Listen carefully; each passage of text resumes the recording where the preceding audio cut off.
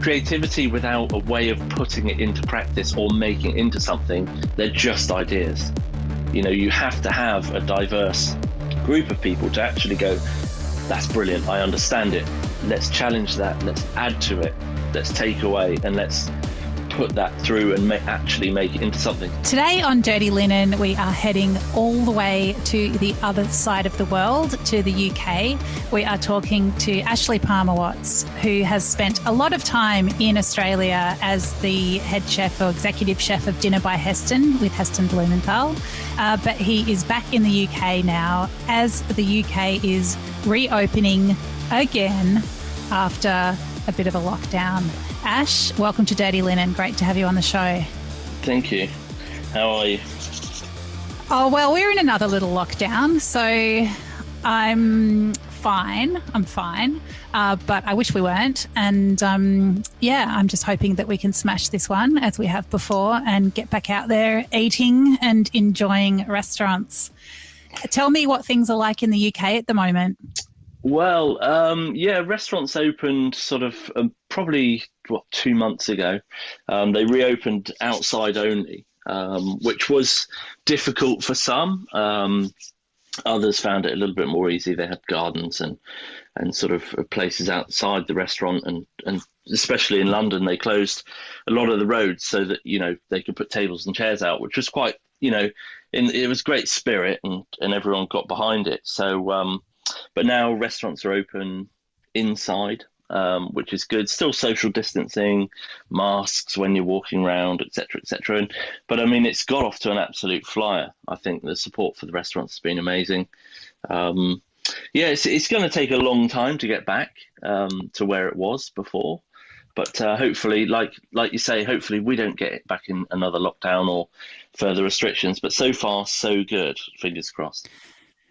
Well, I remember, you know, this time last year, England was reopening. There was the Eat Out to help out, incentives for people to get back to restaurants. It all seemed, you know, like an exciting summer, but then things went a little bit off the road. I mean, I guess there's a big difference this year in that so much of the population is vaccinated. But how do you think people are feeling about reopening? Are people tentative or are they trusting it this time? Well, I think a lot of people, you know, from my experience of talking to them, is they have to open and they have to get back, and they just hope that they can trade at a level that is going to sort of allow them to claw back some of the huge losses that were had. And I mean, our biggest problem here is staff. Every single person I know in a restaurant needs staff, and they are so desperate, front and back. We're slightly different here in the sense of when we locked down again, you know, of course, our borders were open and we had a lot of travel through Europe. So hence we got ourselves in a bit of a mess here, whereas you guys just shut everything down, which I think is, you know, absolutely brilliant that you can do that. And so now everyone, a lot of the Europeans, the French, Italians, Spanish, Polish, you know, Eastern Europeans all went home because obviously living here is so expensive, especially in London. And then now with Brexit, they've changed the visa law. So now you need to sponsor in the same sort of manner as you do in Australia. So, of course, it's not that easy to get people back into the country. And I think we're probably about 200,000 people short at the moment in hospitality. Wow. I mean, that is amazing. And you would well know from your time in Australia that we rely heavily on people from overseas to staff restaurants. And yeah, everyone here is struggling for staff as well for, well, some of the same reasons. People weren't assisted through the pandemic in Australia, and a lot of them went back to their countries of origin. And yeah, they can't get back here either, not because of Brexit, but because Australia's borders are still closed, and it's hard for a lot of citizens to get back, let alone people who don't have Australian passports. But yeah, it's so massive to think of the UK going through Brexit at the same time as going through a pandemic. Well, I think, you know, that was... The reality of that has been sort of bumbling along with price rises, shipping difficulties, trade agreements, and so on and so forth. I mean, I remember probably a year and a half ago, there was a lot of fuss about being able to fly, because they didn't have an agreement in place for the airlines to, land in these other countries. And, it just wasn't really well thought through. But when you put it up against, the sort of catastrophe of COVID, it kind of got overshadowed, really. And now the reality is starting to bite in. And I think, that you've got that very old fashioned view that, we want to give jobs to all the English people and, and not anyone else first. And, and the reality is that the world isn't like this anymore. It's a multicultural world, and hospitality is made up of all brilliant people from all over the world. And now when restaurants and bars and pubs and cafes can actually, literally open the doors and try and regain some of that business, they're having to limit themselves because they're just so short-staffed. It's oh God, hold on, sorry. That's all right, man. How do I shut that up? There it is. Sorry about that. Didn't turn that one off. That's all right. I mean, there are so many similar kinds of conversations being had here, Ash, about staffing, and people who I suppose aren't as involved in the industry also sometimes have that view. Well, just train up locals, just get locals in the business. Aren't there people unemployed? Why don't they work in restaurants? And of course, to some degree, like there are people grabbing, young Aussie kids and training them up and getting them in and I suppose accommodating that in various ways, whether it's simplifying ordering systems or restricting menus. I mean, are those the kinds of things that people are talking about there? Yeah, I mean, it's kind of what we found here is that a lot of people, I mean, our government have been pretty good in terms of supporting the staff. And, with the furlough scheme and things like that, been a little bit more tricky for the actual businesses themselves. And it's almost they've had to fend for themselves with their landlords and manage costs, etc. that way. But I think a lot of people now have really, I mean, we've been in lockdown a long time over the two periods. And I think a lot of people have sort of realised that actually they don't want to work so many hours and they don't want to work on the weekends and they don't want to miss out on what everyday life is now like, because a lot of people in hospitality have only experienced normal working life as a child, really, pre-work. Because if you went straight into hospitality, that's all you know.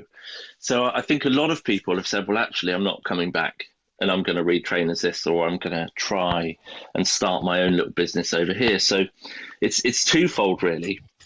It's lost a bit of shine off the industry itself and the prospects.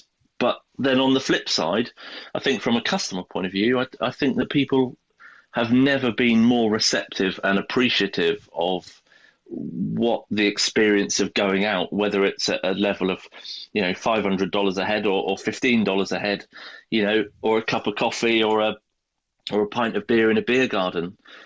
They're so much more appreciative now than before. It must be so frustrating for businesses to not be able to meet that demand and desire to go out to eat and drink if they don't have the staff to service it. Yeah, 100%. And then the other thing is that because we were just opening up in this country, no staff are moving from their current positions. So if you moved now and then we went back into another lockdown, the support you might get might not be there because you've just changed jobs and you haven't been in employment for very long. So I think it'll start to open up a little bit more as restaurants are now sort of surviving and opening up. People will start to move. It'll start to generate some movement, and hopefully we can sort of bring some people back to the country from abroad, because they're in a far worse position than we are here. France and Italy and Spain, it's pretty bad. So yeah, you think there'd be a lot of people who had worked in the UK who would love to come back if they could? I think so, because I mean, COVID is just decimating businesses and restaurants. They're closing left, right, and centre. Even here, they predict that sort of come January, February time, when it is this always the tough trading months here because it's so cold. It's always really miserable. It's after Christmas. January, February, March is a tough period.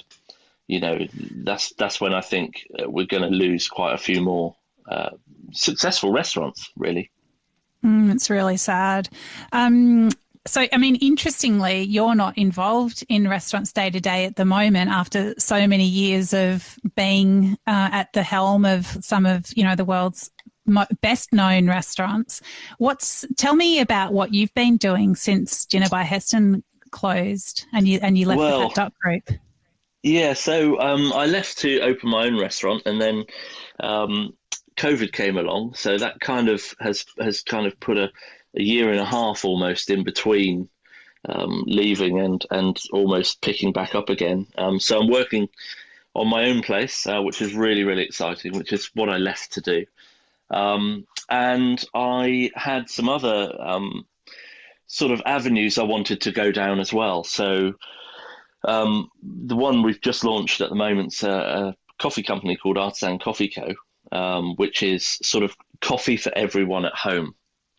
And, being fortunate enough to spend a lot of time in Melbourne where coffee is just, for me, it's the best I've ever experienced in the world. I've never experienced anything so far in front of anywhere else. That I've experienced on my travels. So I've had a great interest in coffee for a long, long time, but actually it ties back into our restaurant world where, when a sommelier comes to the table with a massive wine list and they put it down, and for a lot of people that's a very intimidating process. The barriers go up and they think, oh, I don't know enough about wine, and I feel stupid. I feel out of my comfort zone, and I don't know what I'm talking about. And over here, it's very much like that on the whole. You've got the top end roasteries and sort of pioneers in the coffee business, but actually the people at home get very intimidated by sort of expert communication and terms and terminology that put those barriers up. So I thought it was a great opportunity to actually talk to people in a way where they can relate to it about taste and flavor and character and how things are going to be perceived and how to taste, and use my sort of upbringing and Bray with Heston to sort of bring a different view to it and communicate in a different way, but actually bring really characterful coffee to people at home.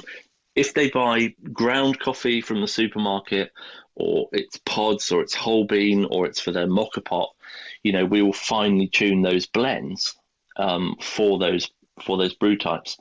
So been working really hard on that.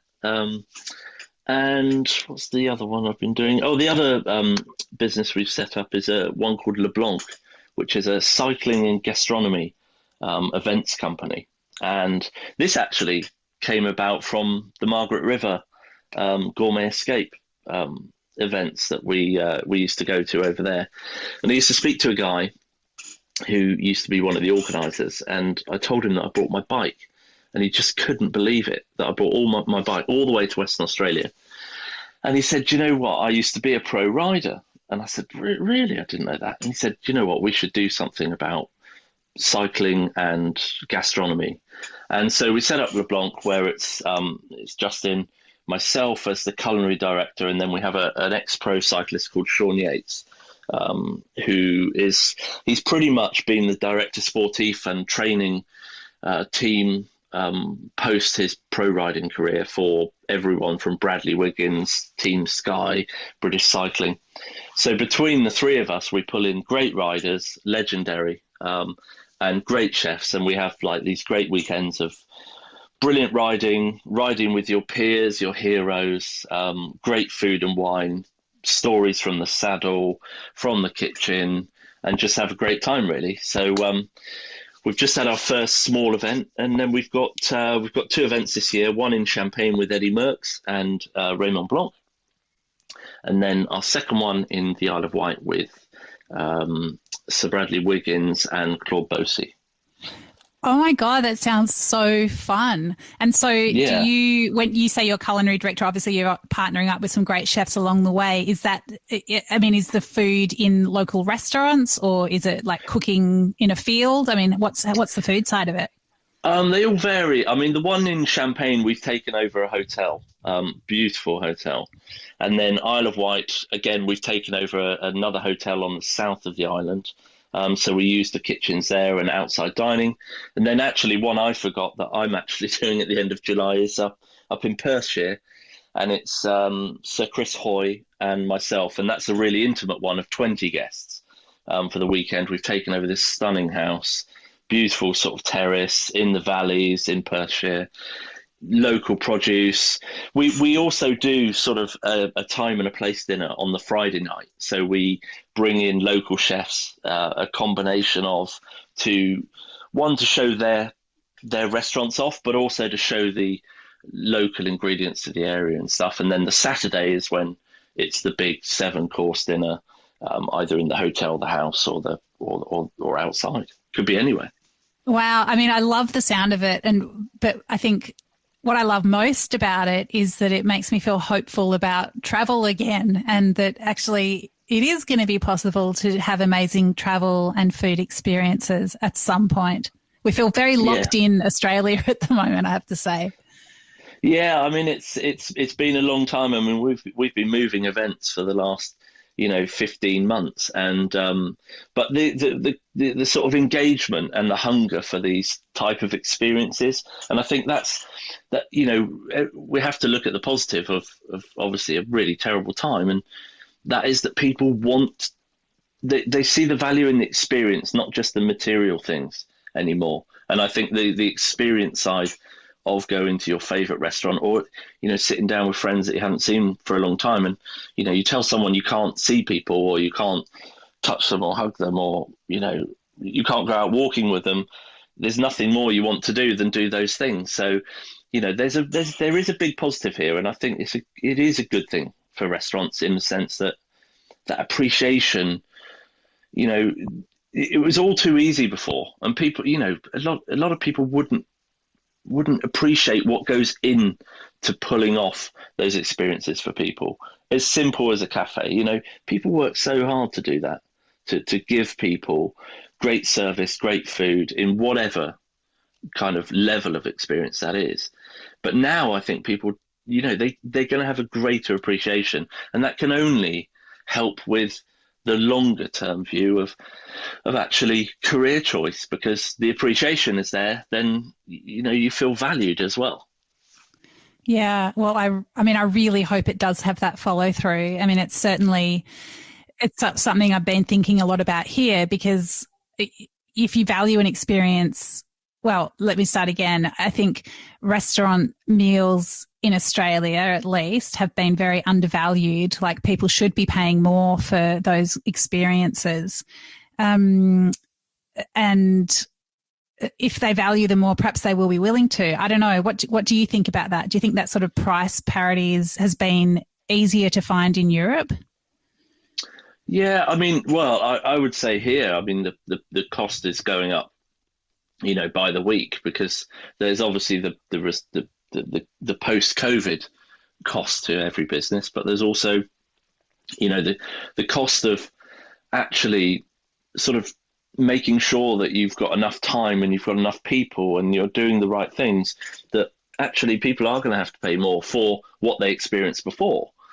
But I think it's even more so now that you've really got to deliver whatever level that is. It's got to be, best in class almost, where, it does tend to feel a little bit undervalued in some areas, where people, will have, we'll say, oh God, that's expensive. And you're like, well, how much do you think it costs to actually produce that?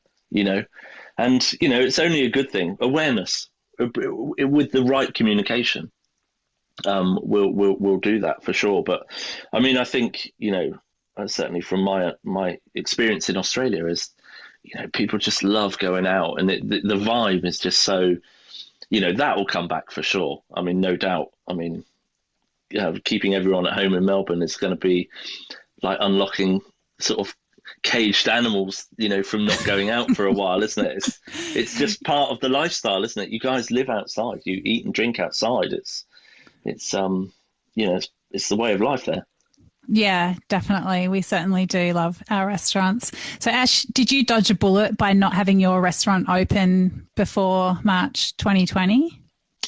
Definitely. But I have, it's been really, it's like everyone. You have good days and you have bad days, and on the bad days, I sit in my summer house office and I'm working on some great projects, but I really miss and it sounds really strange. I miss being so in it, because a restaurant is a way of life. It's not a job, and I felt some days you feel really guilty that you're out of it and you're not experiencing it, as everyone is going through it. But certainly I've been trying to help my friends and sort of people I've worked with over the years to, just for them to rant at me on the phone, just I can take a slightly different view because I'm not in it myself, and try and think of a way and try and help them find their answers themselves to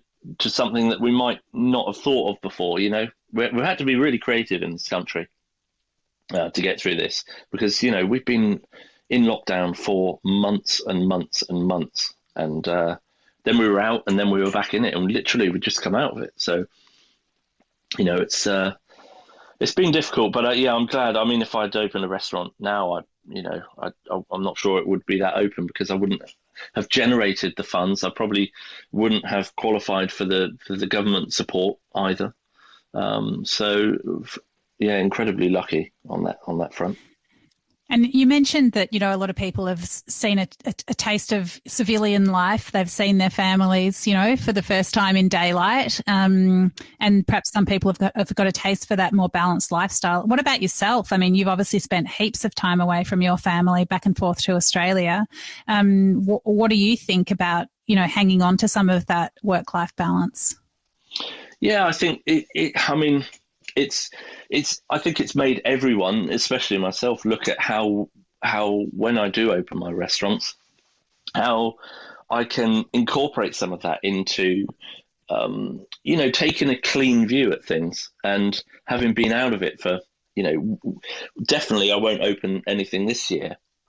So we're looking at spring next year. So, 2 years out gives you a really fresh approach, and you can sort of build how we may approach things differently, set things up differently, that actually allow us to be able to take a new sort of generation forward. Some things are going to work and some things aren't, and will need adjusting. But I think unless you push the thinking behind it, then you're never going to really change much, if that makes sense. So, it's what I do, and unfortunately restaurants are open at night, and it's when people want to go out, and it's Saturday and Friday. It's the choice we all make. That will never change. Weekends are the popular ones. So what kind of brainwaves have you had about, where do you think you can make changes? Well, I think it's about structuring it so that definitely over here over the past 5 years even. I don't live in a city. I live on the edge of a small town, and hopefully the restaurant I'm going to open is not in London. It's going to be out in the country. And, people eat a lot earlier here, and the health benefits of not eating so late, because we're not in a big city. There aren't bars open and things like that. And so just sort of actually restructuring it and propositioning how you can open a little bit earlier, close a little bit earlier, but be really efficient with people's time, I think is key. And just making sure that the business model works, open and close periods with the amount of staff, giving them the right amount of time off, and so that they feel they've got a life. And I think if I could have worked a 4-day week, that would be absolutely incredible. But I know, from non-restaurant people here, people that live in my street, they'll only be traveling to London 2 days a week now, 3 maximum. instead of 5. So everyone's going through this massive work-life balance. And at the beginning of COVID and throughout COVID, everyone's like, oh, the offices are now closed. We're going to get rid of our office. But, that's not going to happen so much. It'll be a downsizing. It'll be a partial working week in the office. I think I read yesterday Apple are demanding that all staff are back in September working in the office, minimum 3 to 4 days a week.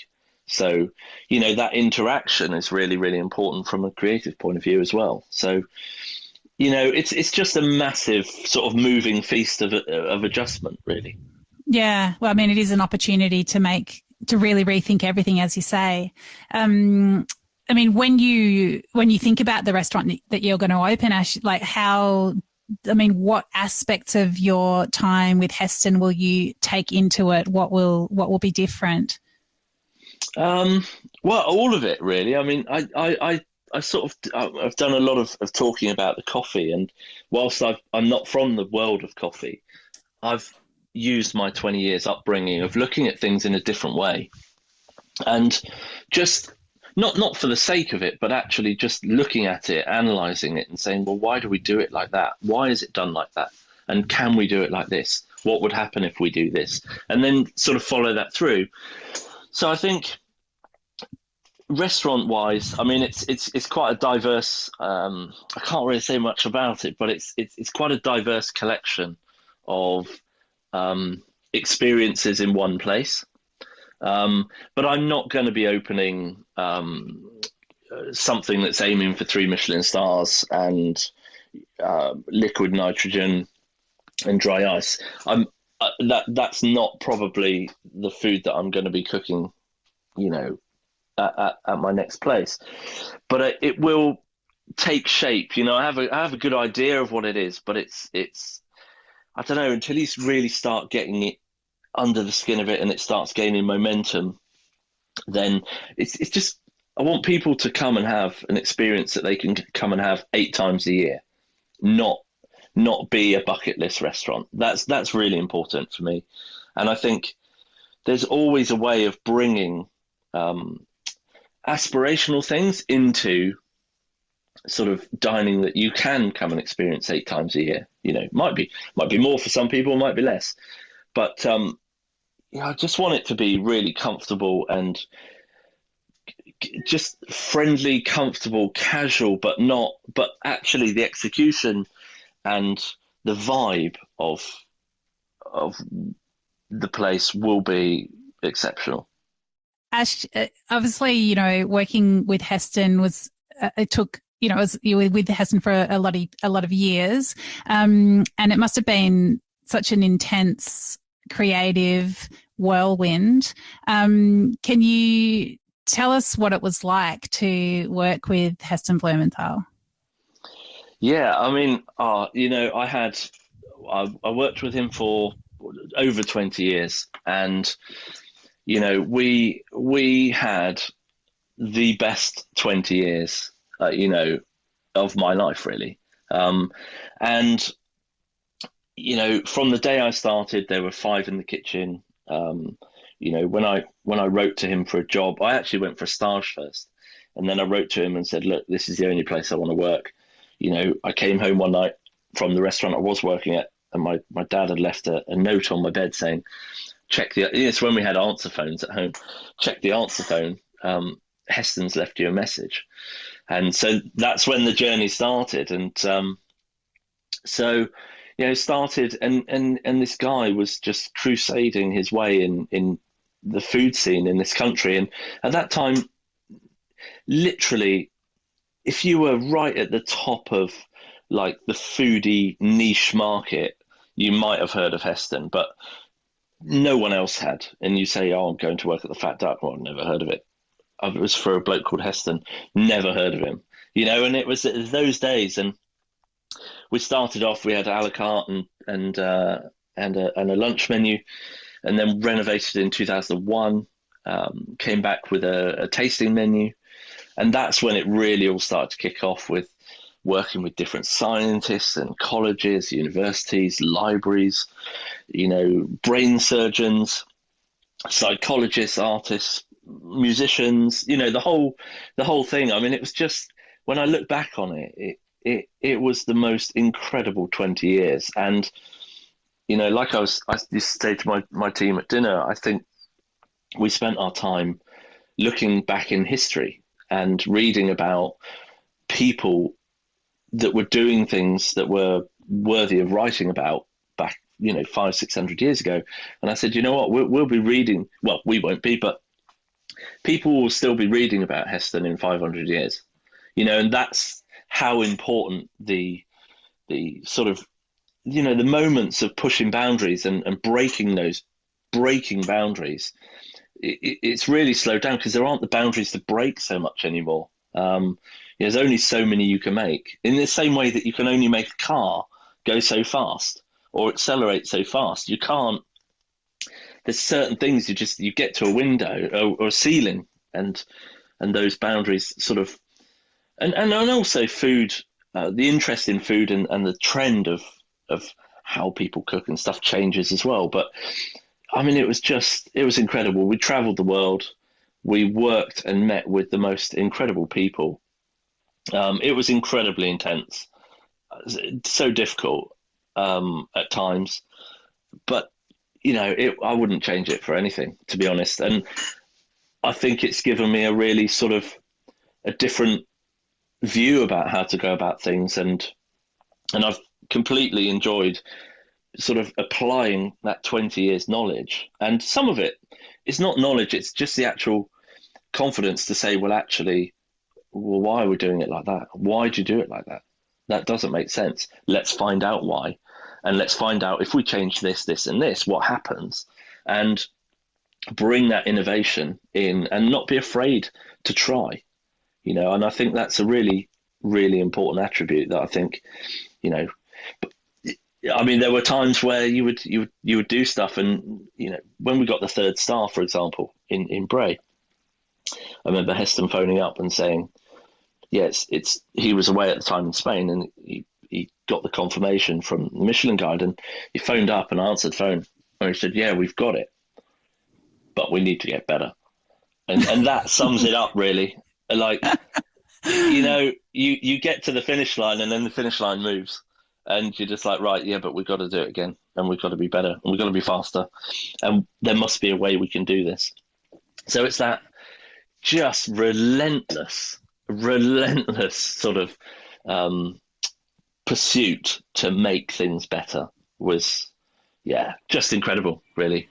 Wow, it's amazing. I mean, I've chatted to Heston a few times, and obviously, I don't know him anywhere near as well as you do, but his mind seems to go in 1,000 directions at once. It was sort of hard to grasp his train of thought at times. You seem much more, I guess, direct and considered, and perhaps I don't know, like that you can hold on to an idea and be more methodical. I mean, is that a reasonable characterization of the way that you guys work together? Yeah, I mean, I think it is important to say as well that everyone talks about the team, but, it really was about the team. It was about understanding that a diversity in a team, to give you an example, we worked with a sports performance coach and within our teams, because it actually highlighted the benefits of having a highly diverse, very flexible team that bounced off each other rather than a group of like-minded, similar people. Because one of the old school approaches with kitchens and restaurants is, right, why can't this person just be like me and do it like me? That's built into the industry, really. But actually, you want diversity. But when you've got brilliant people, and if I look back at, say, between, let's say, 2002 and 2008, the collective between myself James Petrie, the pastry chef at the time, Kyle Connaughton, who's now got his 3-star in Napa Valley. I forget the name. It'll come to me.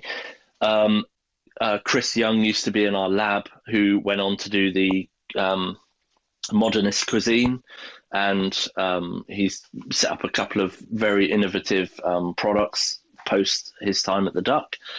And then there's Lars Williams, who's Empirical Spirits. He was in the lab at the time. We had people like Josh Nyland come through the lab.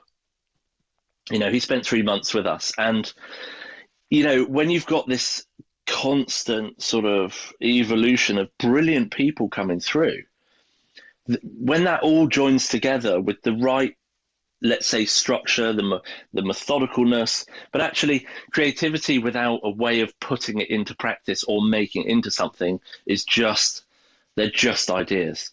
You have to have a diverse group of people to actually go, that's brilliant, I understand it, let's challenge that, let's add to it, let's take away, and let's put that through and actually make it into something. So, Bray was, and still is, a collection of just incredibly talented people at different times in their career. Some were older, some were younger, but it all accumulated in a thing that was a greater sum of its parts, I believe.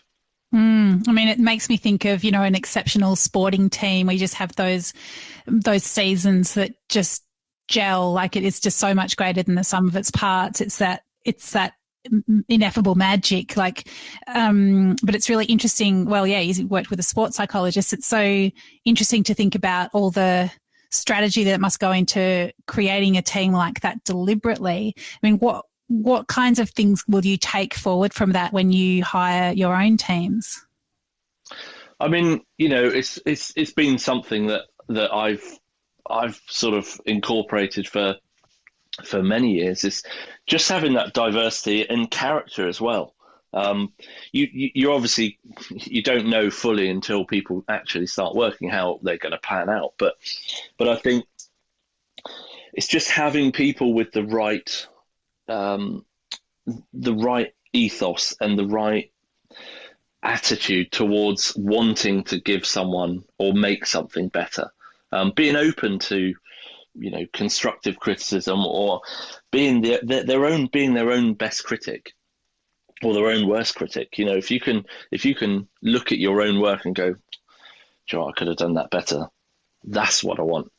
That's the kind of pursuit of excellence in everything we do, but also just be a nice person. We're not, you don't need to be, the old school mentality in a kitchen. We don't need to, feel like we're suffering all the time. We need to think outside the box and, be smart, work smart, but just be nice as well. Yeah, that doesn't sound too radical, and yet in a way it is quite radical. Yeah, it's a very pressured environment. When you explain to people about restaurants, you look at football. I can't remember how long an Aussie rules football match goes on for, but is it 90 minutes or something? Well, it's quarters, 25-minute quarters. Okay, so you've got that intense sort of those quarters of intense work rate, which is our service. But of course, the services go on twice a day, pretty much, for 4 hours at a time. And then you've got your preparation, which is like your training. So the time in which people are on their A game in a restaurant, in a kitchen, or on the floor, is a huge portion of their work time, as opposed to other high performing things like, I don't know, Formula One or football match or a tennis player. That concentration and that sort of attention to detail takes massive concentration. So it's about working smart, really. But and you've got to enjoy it. I just want people that want to do it for the right reason and have a good time at the same time. And that's been our ethos at the Duck for years and years.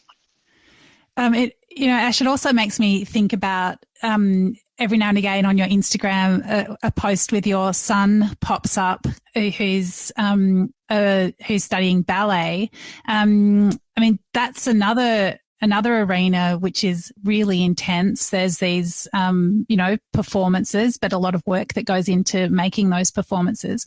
Can you tell us about him and about how you sort of look at that very different field of dance in relation to what you do?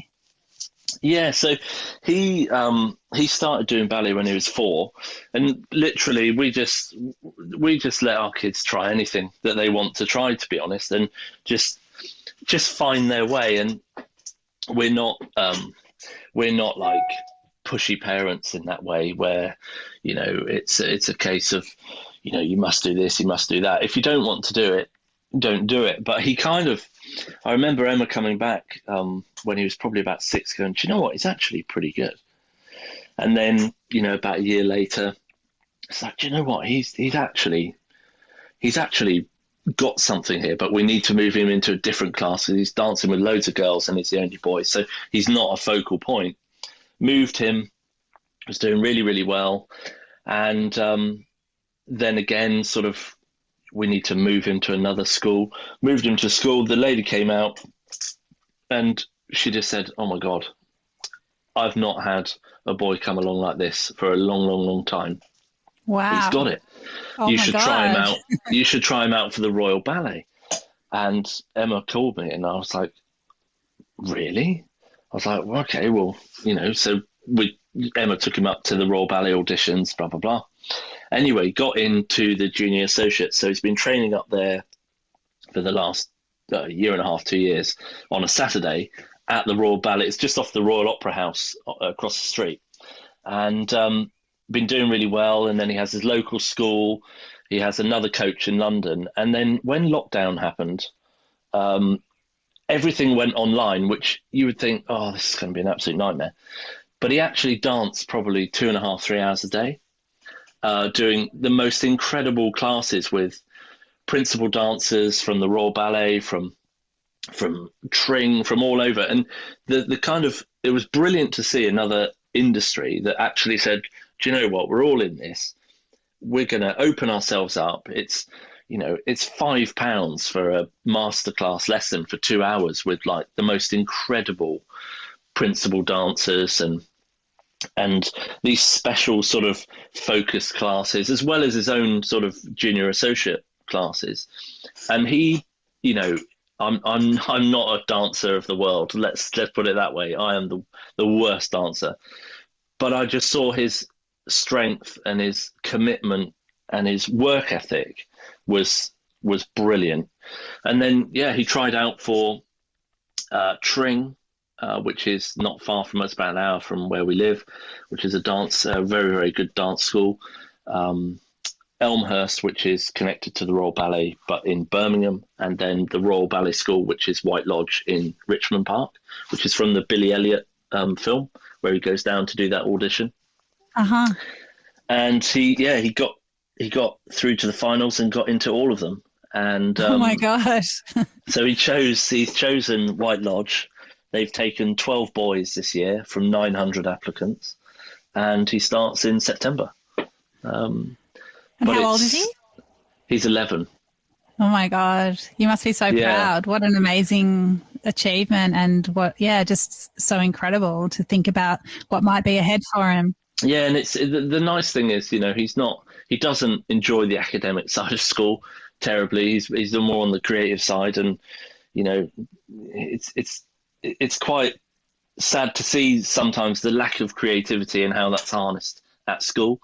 It's all about numbers and it's about measurement and it's about, this exam and that exam, where, to see someone so young be able to have that work ethic, for me is the really important one. And like I say, we don't push him. If he doesn't want to do it, he doesn't want to do it.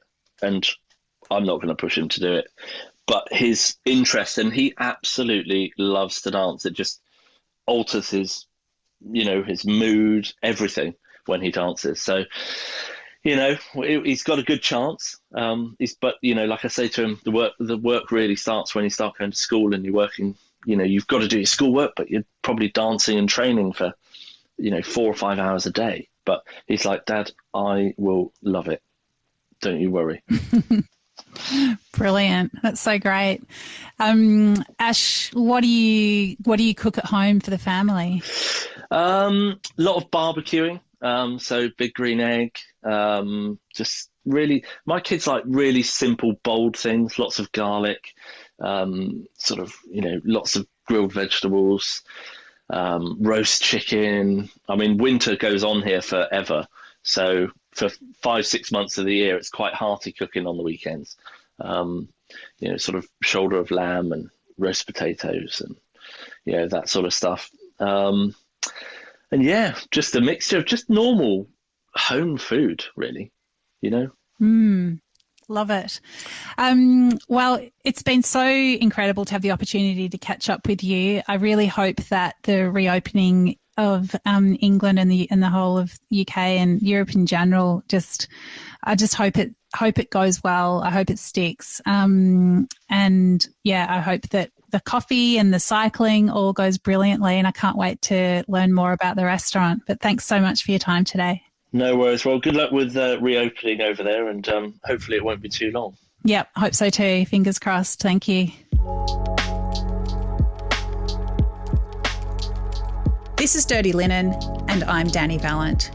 We air the issues that the hospitality industry finds hard to talk about. We spend a week thrashing around each issue, hearing from different people with unique perspectives. We want to hear from you as well. If you have something that needs to be said about a topic, get in touch so we can include your perspective. Contact us at dirtylinenat.deepintheweeds.com.au or hit us up on Insta at Dirty Linen Podcast. We can't wait to hear from you. This